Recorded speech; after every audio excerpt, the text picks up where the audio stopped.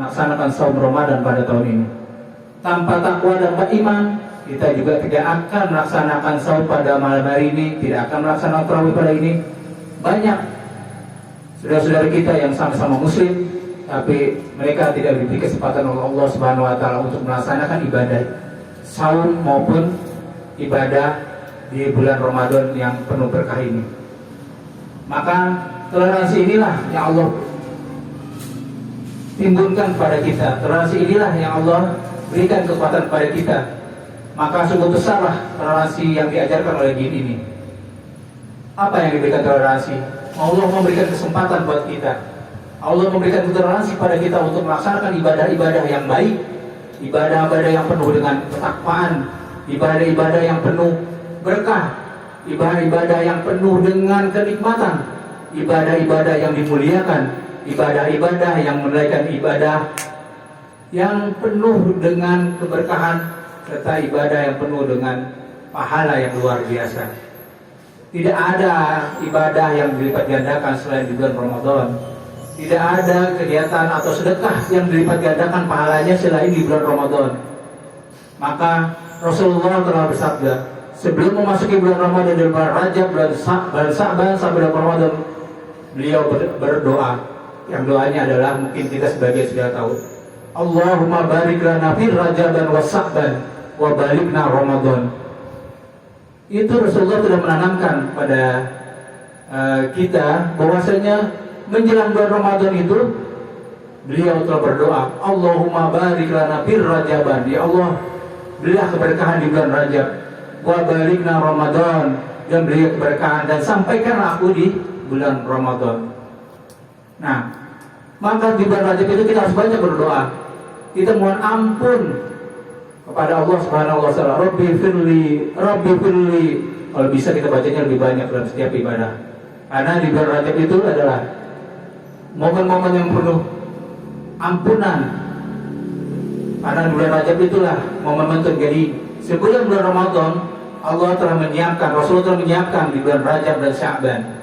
Maka itulah doanya, Allahumma barik lana fir Rajaban wa Sa'ban wa balikna Ramadan. Ya Allah, berilah keberkahan di bulan Rajab dan bulan Sa'ban dan sampaikan aku di bulan Ramadan. Karena kita tidak tahu bulan Ramadan itu akan kita sampaikan tidak. Maka doanya itu seperti itulah. Kita baca sebelum habis sholat, kita baca setelah witir atau apa sebelum bulan Rajab. Kalau kita melaksanakan sholat malam, maka doa itulah yang harus kita sampaikan. Setelah itu mungkin ada lagi doa yang lebih baik, lebih mustajab di bulan Ramadan ini, yaitu setelah sholat witir, Allahumma afuwun karim tuhibbul afwa fa'fu anna. Nggak harus dibacakan oleh imam, nggak harus dibacakan oleh ramai-ramai, tapi usahakan setelah sholat witir kita berdoa, semoga Allah mengampunkan dosa-dosa kita dan beri keberkahan di bulan Ramadan ini. Maka doa itulah yang harus kita bacakan. Jadi setelah witir, duduklah sebentar, kita baca doa Allahumma afuwun karim tuhibbu afwa fa'fu anna. Ini juga dibaca di malam-malam ganjil setelah 10 terakhir bulan Ramadan. Rasulullah menyenangkan bacakan ini agar kita diampuni dari dosa-dosa kita yang telah lalu. Bapak-bapak ibu sekalian, jamaah salat tarawih yang dimuliakan Allah Subhanahu wa taala. Maka momen-momen seperti inilah yang harus kita pupuk. Kita beri toleransi kepada diri kita.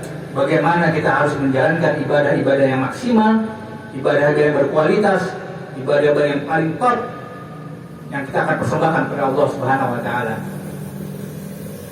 Dalam surat Al-Isra juga Allah berfirman, ya ayyuhalladzina amanu ya ayyuhalladzina amanu anfusakum wa ahlikum naro.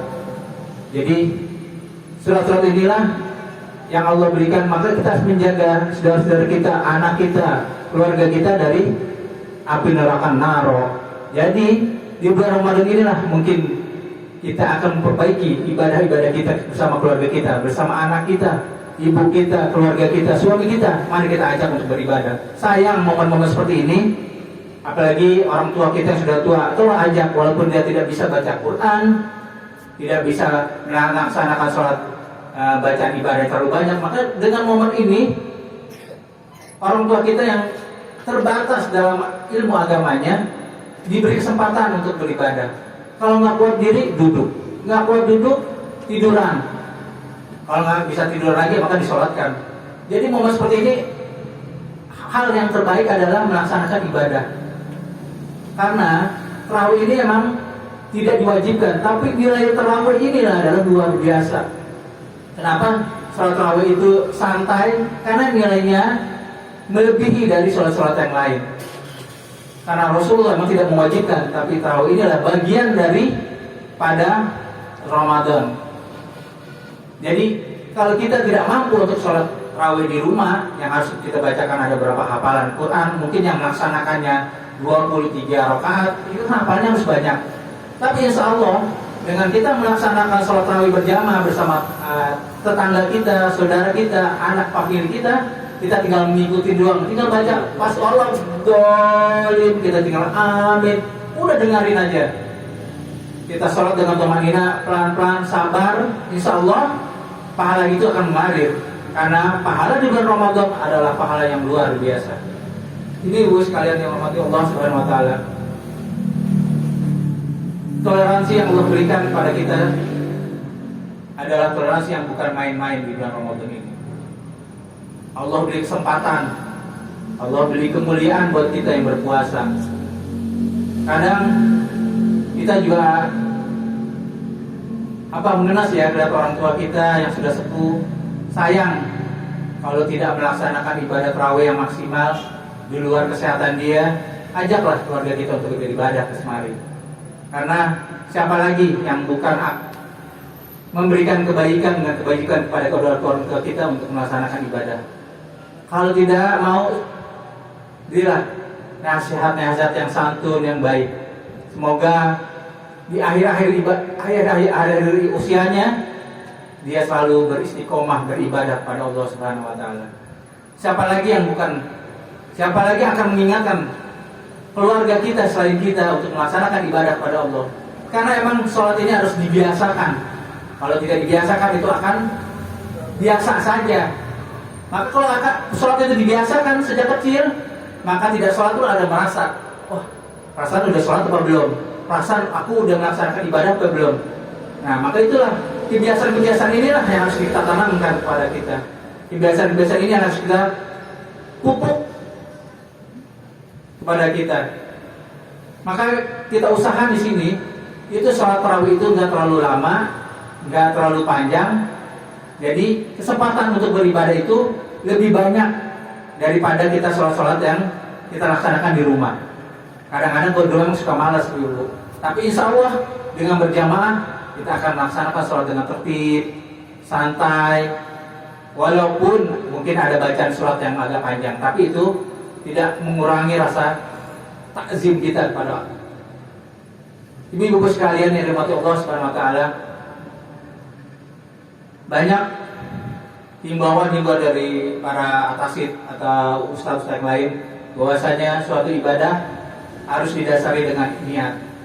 Maka segala sesuatu yang kita laksanakan berupa kebaikan, maka tanaman kebaikan itu dengan niat yang dilakukan karena Allah Subhanahu Wa Taala. Jadi niat itulah yang akan menjadikan kita pahala yang lebih baik. Dengan niat itulah sesuatunya akan kita raih dengan pahala yang lebih baik. Bapak Ibu sekalian yang dirahmati Allah Subhanahu Wa Taala, tidak berpanjang lebar, ini sekedar taujih Ramadan yang 5 menit. Insyaallah segala sesuatunya semua kembali dari kita. Sungguhnya kebaikan itu datangnya dari Allah Subhanahu Wa Taala, dan keburukan dan kehilapan semata-mata datangnya dari saya pribadi sebagai manusia yang hilaf dan alfa. Wallahualam hidayah. Wassalamualaikum warahmatullahi wabarakatuh. Ada sedikit pengumuman untuk esok hari akan dilaksanakan